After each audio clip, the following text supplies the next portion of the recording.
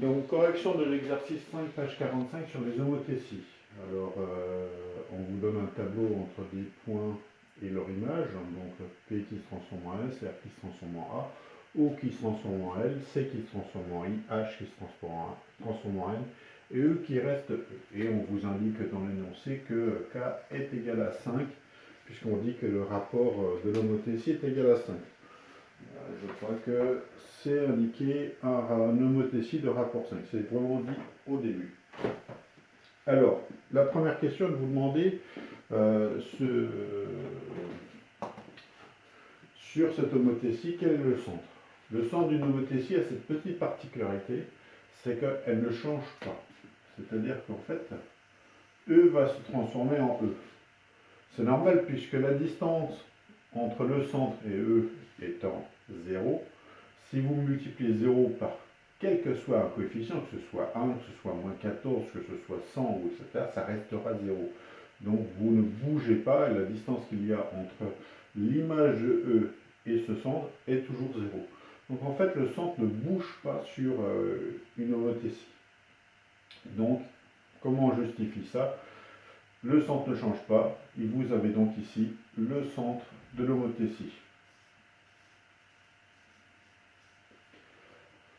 Ensuite, on vous dit que EC, je suis bien dans la partie point, est égal à 3 cm. Son image, donc E se transforme en E, C se transforme en I. EI est égal à combien? Eh bien, en fait, c'est 5 fois 3, ce qui est égal à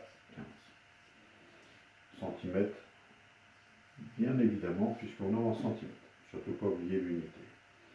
PR, donc P et R, c'est bien dans la partie origine. Les points qui sont associés sont S et A. Donc je vais faire 5 fois 5,4, ce qui doit donner 27 cm. Et puis, par contre, je vous avais indiqué qu'au niveau court, les angles ne changent pas. C'est-à-dire l'angle RCH et les points correspondants qui sont AIN. Eh bien, l'angle AIN, lui, par contre, ne change pas. L'homothétie conserve les angles. Par contre, les R, eux, ne sont pas multipliés par K, mais ils sont multipliés par K au carré, puisqu'on est en 2 dimensions.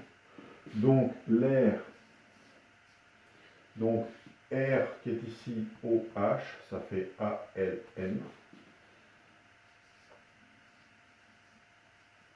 est égal à 5 au carré fois 1,6.